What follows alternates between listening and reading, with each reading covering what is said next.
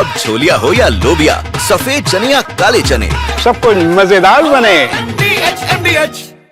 इधर नेटो देशों पर हमला मतलब की सर्वनाश आखिर क्यों और क्या फिर से शुरू होगा इजराइल और ईरान के बीच में युद्ध? आप देखिए ग्लोबल टेंशन से जुड़ी टॉप 9 खबरें क्या है।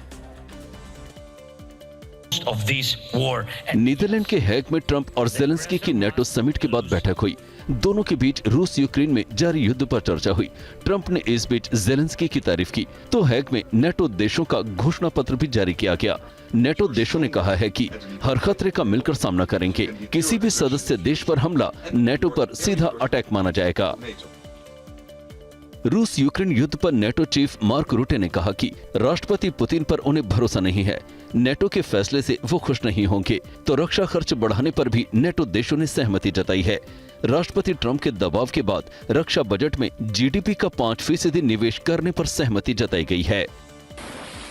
खार्किव में यूक्रेन की असॉल्ट ब्रिगेड ने रूस के कई सामरिक ठिकानों को तबाह कर दिया। यूक्रेन की असॉल्ट ब्रिगेड ने रूस के सामरिक ठिकानों पर भीषण बारूदी बरसात की। MLRS से लगातार शेलिंग कर यूक्रेनी सेना ने कोहराम मचा दिया। दावा कि यूक्रेन ने 12 घंटे के संघर्ष के बाद रूसी आर्टिलरी फोर्स को पीछे हटने पर मजबूर कर दिया। तस्वीरें यूक्रेन की राजधानी कीव की हैं। स्कूटर में हुए विस्फोट से इस यूक्रेनी सैनिक की मौत हो गई। यूक्रेनी सैनिक जैसे ही इस स्कूटी के पास पहुंचा, अचानक भीषण विस्फोट हुआ जिससे ये सैनिक गंभीर तौर पर घायल हो गया।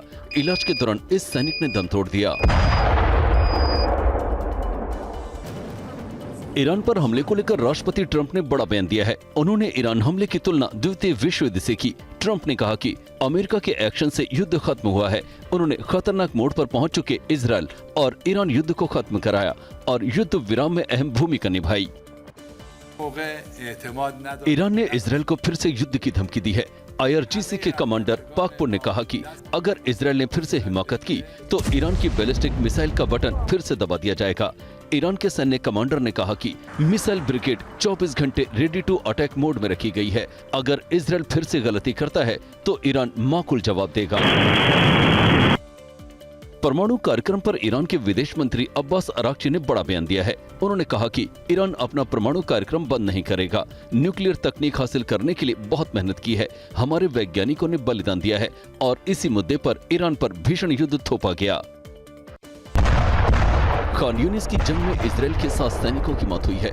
IDF की बटालियन 605 के कमांडर ने कहा कि इजराइल को अपने 7 बहादुर सैनिकों की शहादत पर नाज है। ये 7 सैनिक बहुत काबिल और बहादुर थे। इनकी शहादत का बदला IDF जरूर लेगी। सीज फायर के बाद इजरायली CDS एयाल जमीर ने फिर से युद्ध की धमकी दी है।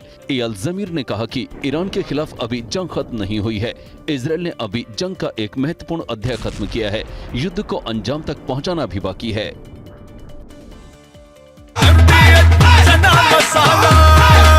अब छोलिया हो या लोबिया, सफेद चने या काले चने, सब कुछ मजेदार बने।